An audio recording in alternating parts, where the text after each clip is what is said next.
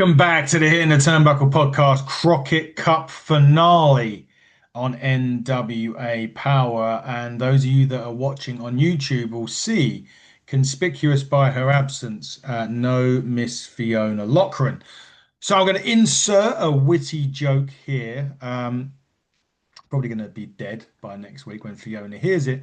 But in a week in which Scotland were voted the worst dressed people in the UK, no Fiona Lochran this week. She's collecting the award.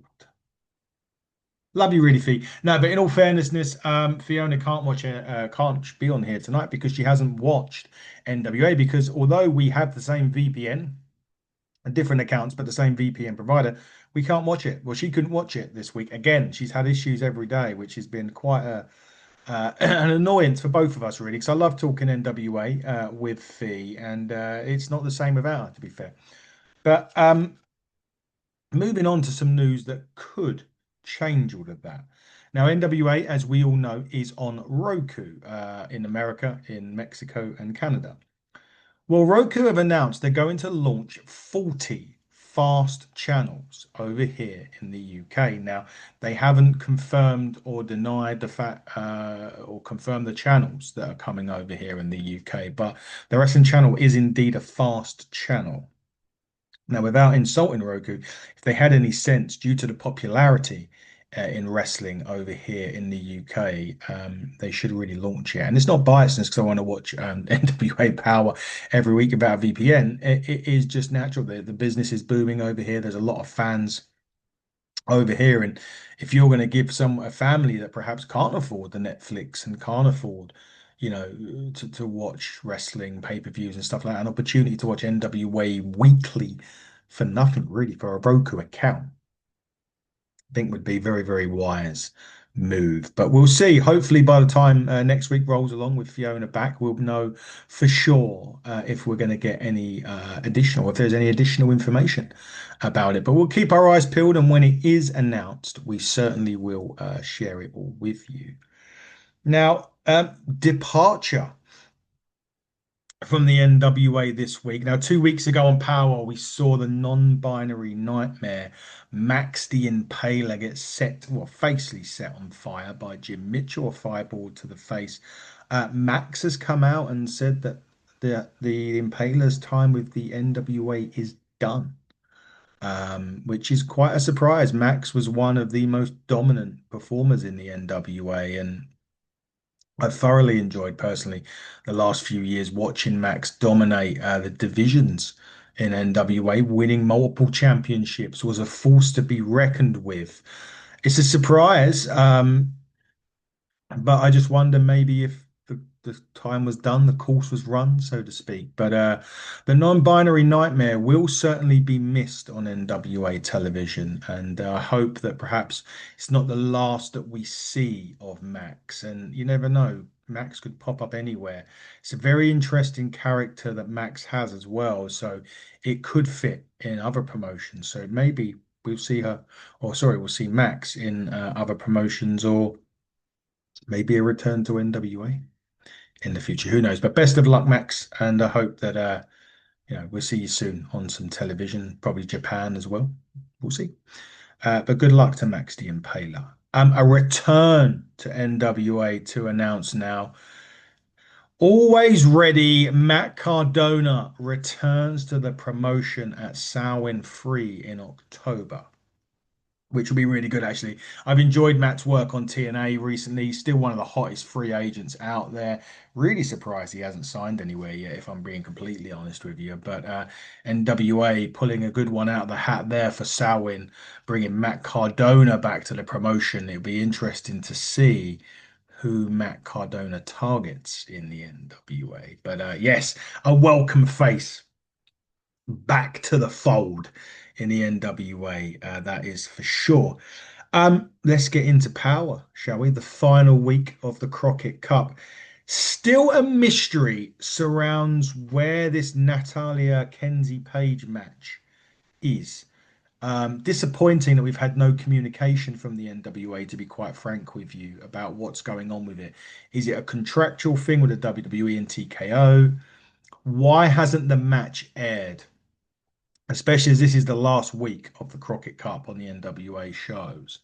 Very, very disappointing. Very frustrating as a fan to have not witnessed what we've been told is one of the best matches NWA have put on, especially in the Lightning One era. So very disappointed about that. Hopefully we get some clarification as to what's going on with that match from the powers that be in the NWA. But disappointing times that we don't get to see that match involving Natty and Kenzie. Yeah, not very good. Not very good at all. But Powerr started with the NWA World Heavyweight Championship match between Latimer, Rhyno, and Colby Corino. Now, Colby and Rhyno both got extremely great reactions from the crowd at the 2300 arena for obvious reasons. The history was there. Colby Corino was pushed around in the pram at the 2300 arena by his dad, Steve Corino, who's one of the big names in ECW. And of course, the war machine, the war beast, Rhyno, is at home. And the crowd certainly made him feel at home in this. And yeah, they got their entrances and then they went in for a break. Which was slightly annoying. Knox and Murdoch were in the break, just saying why they beat up Eric Smalls, and basically he was the weakest, most pitiful person. And in all fairness, according to them, it was nice to be rid of Eric Smalls. And yeah, Knox and Murdoch last week, for those of you that don't know, turned against Smalls during their Crockett Cup match with the Immortals. And in fact, that turn cost Knox and Murdoch the opportunity, excuse me, at the NWA Crockett Cup to win it, to get through to the final, because during that stuff that was going on, he Murdoch was rolled up by Oderson, and the Immortals got to the final, which we'll get to in a minute.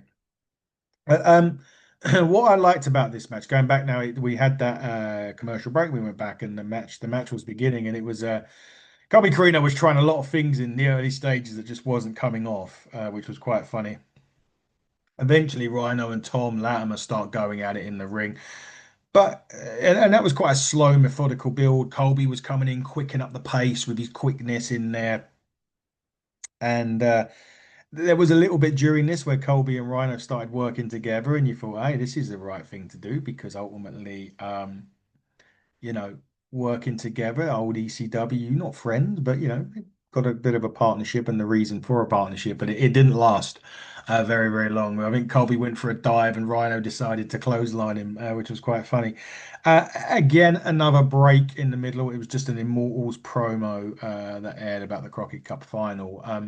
As we got back from the break, now this is where it gets a little bit confusing.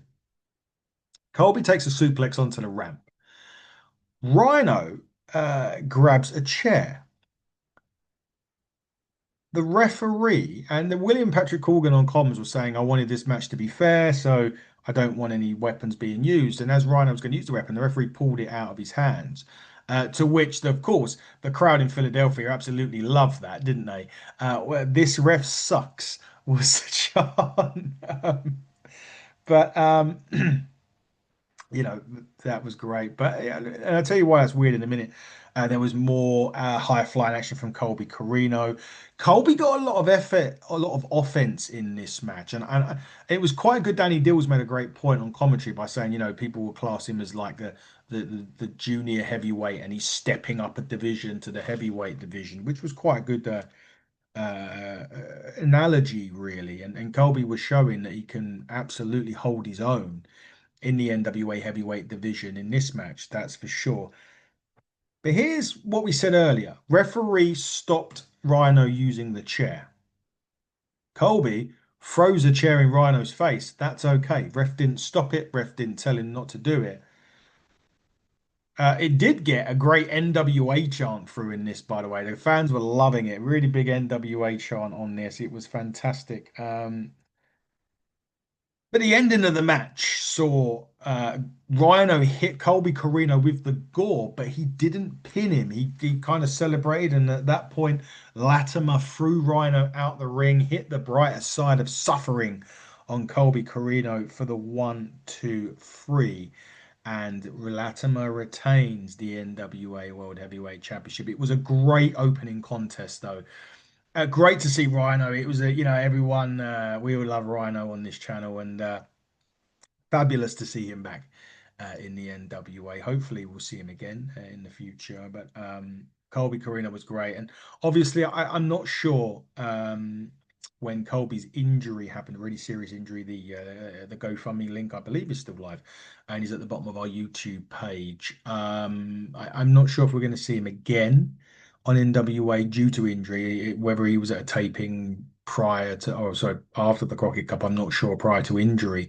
We'll see. But if it is the last time we see you for a while, Colby, thank you for that great main event and some great moments in the NWA. And we can't wait until you're back healthy and with us at the Power Station again, maybe sometime. But we look forward to your return to NWA television.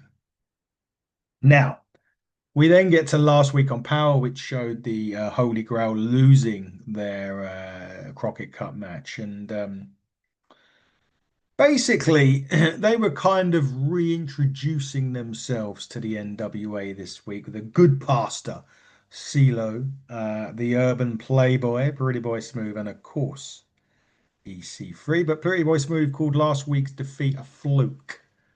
So we'll see. It looks like we're not seeing the last of the Holy Grail and NWA Power, which is great news because they are fabulous team. And in fact, you can watch all of the interviews with all of the members of the Holy Grail in the playlist option below. So make sure you check that out. Fantastic. Um, we then go back to a whole month ago on NWA, probably right at the beginning of the Crockett Cup. We remember that Carson Drake lost the NWA Television Championship to, of course, Brian Idol. And if you remember over the last few weeks, Carson's been trying and trying and trying to get the decision reversed, trying to get a rematch, whatnot. And he come out and said, you know what? I'm going to be the bigger guy. I'm not going to sue the NWA because I didn't sign anything to say I was going to drop the championship. Blah, blah, blah. I'm just going to go out and I just can't be beaten. So I'm going to go and beat them all again. And Carson Drake and, the most punchable face on television, as everybody that we've interviewed has agreed with that comment. Nevertheless, Exodus Pro Show, Hexodus, that's coming up in about a month or so's time. We're going to have the Carson Cup. Really? Carson, really? Jesus. That's going to be hellacious for me and Fiona to get through. But hopefully it means Carson's going to get punched in the face. We look forward to that. We are looking forward to Exodus, though, to be fair. That's something that we really are looking forward to. Some more interviews from the Exodus Pro locker room will be coming up, and NWA New Mexico as well.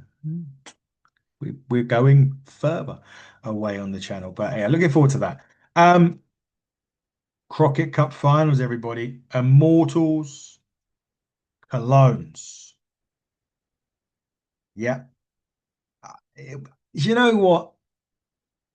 I didn't really get into this as much as I thought I was going to. There's no disrespect to the four guys in the ring. We have to remember, this is a key point in this, that although this has been over 4 or 5 weeks, this was all recorded in one night. So essentially, they wrestled 3 times during this whole taping that they done.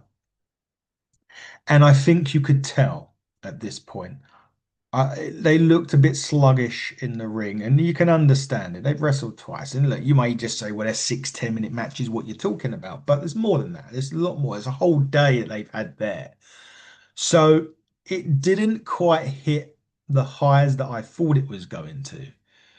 But I can understand why it didn't at the same time. So it is what it is. That being said, they still put on a really good match. It just wasn't as good as I thought it was going to be. The Colognes were doing a great job of cutting the ring off. Odison was getting a lot of the heat in this one. He did hit though the Guardian uppercut, which I do like that uppercut as well. There was an early backstabber in there as well, and I thought was going to get the free. But what I've just been saying about the tiredness, and Danny Dills mentioned it on commentary as well. They obviously they made out that it was wrestling three matches in one night, which of course they have done, just hasn't portrayed that way on television. So yeah, it did. It had its fits and sort of fits and starts in this. It went into a break, and it literally just went to black for 5 seconds and come back, and Odison was really taking a beating in this match, and finally gets the big tag to Kratos. And the pace kind of quickened at that point. Kratos come in and started doing some big splashes, and it is just then all of a sudden it just awoken. The match just kind of all fell together at that point, and finally immortality is hit, and the Immortals win the 2025 Crockett Cup. My picks from the start win. I don't think you picked the Immortals fee to win. Oh, maybe you did. I'm going to get it in the neck regardless next week. A for my joke and B for that.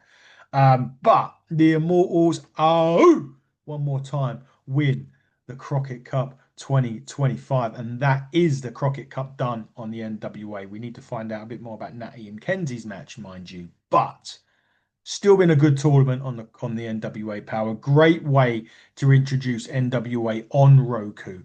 Hopefully next week we'll have some more news about the fast channels over here in the UK. Hopefully Fiona can join us next week with that award.